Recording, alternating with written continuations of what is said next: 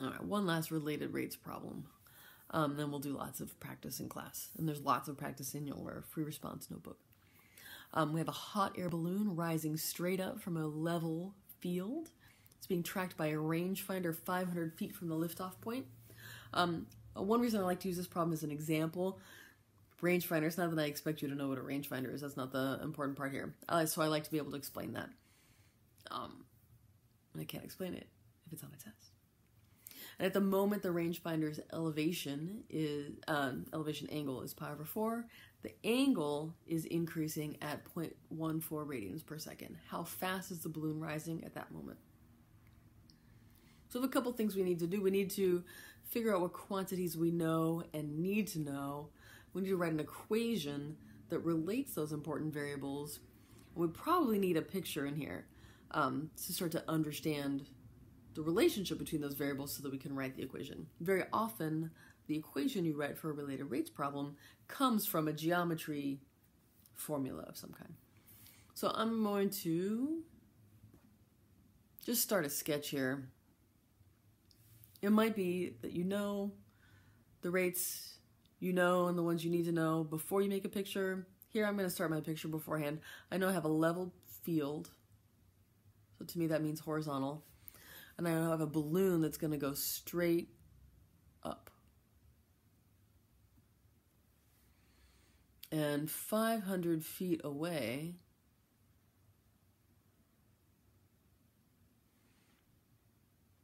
I'm going to put an I. That's an I, like an I. Because there's someone or something, some kind of machine, some kind of device that's looking from here on the ground to the hot air balloon. And so whatever angle this is, you can imagine if the balloon is going up, then the angle pointing to that balloon is getting steeper and steeper. So the angle is getting bigger and bigger. So this is kind of a rough sketch of a picture. I have a better picture on the next slide. I just didn't want to spoil the surprise. And I'm going to try to figure out, I know this distance is 500 feet. I know this distance is the height of the balloon, and that's changing. It's increasing because the balloon's going up, up, up.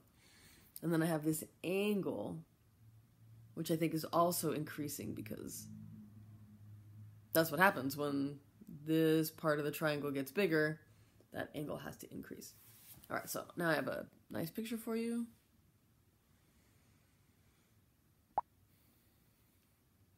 Nice picture from your book, actually.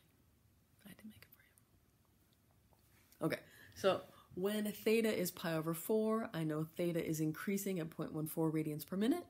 And the question is, how fast is the balloon going up? So if I had a policeman's radar gun on the balloon, how fast is the balloon going? We know what direction it's going. It's going straight up.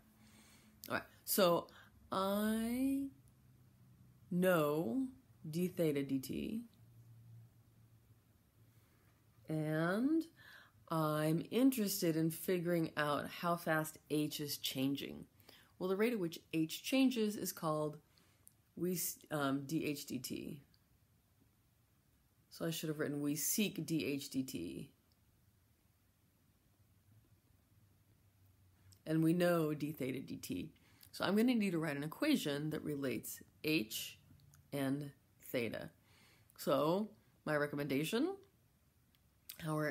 the angle and notice I also know this side, to the sides related in a right triangle.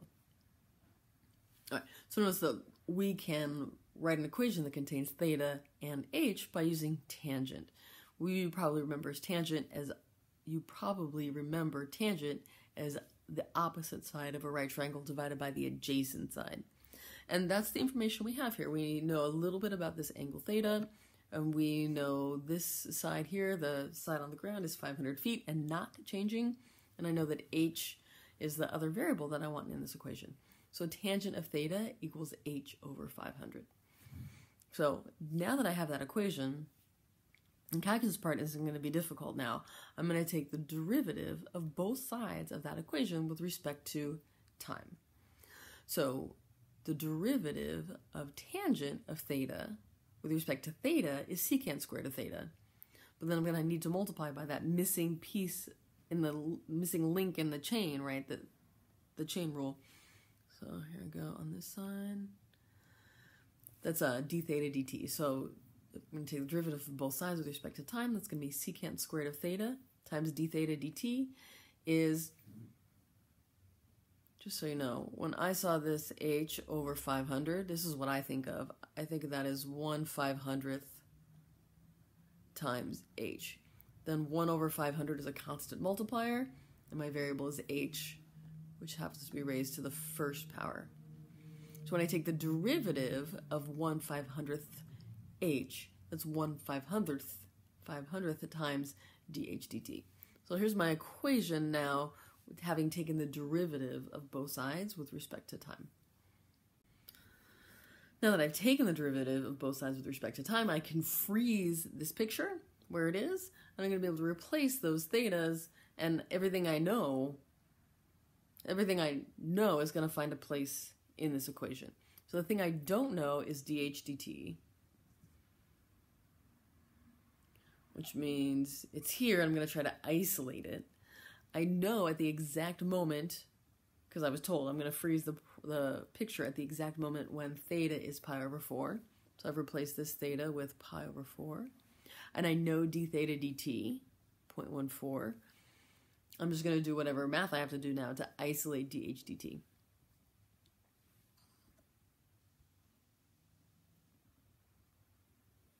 So a little reminder, if it's helpful to you, we need to find, this says secant of pi over 4, and then we're going to square it.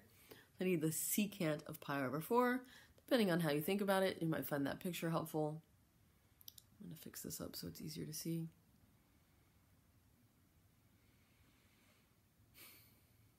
So you might know this point on a 45 degrees, so a pi over 4 triangle has this 1 over radical 2, 1 over radical 2. So secant of pi over 4 is square root of 2. And now I'm going to replace all that important stuff here. It's going to be secant squared of pi over 4 is square root of 2 squared times the 0.14. Instead of dividing by 500 on the right side, I'm going to multiply by 500 on the left side. I'm going to simplify that to figure out my dh dt. It turns out it's 140 feet per minute. Final answer.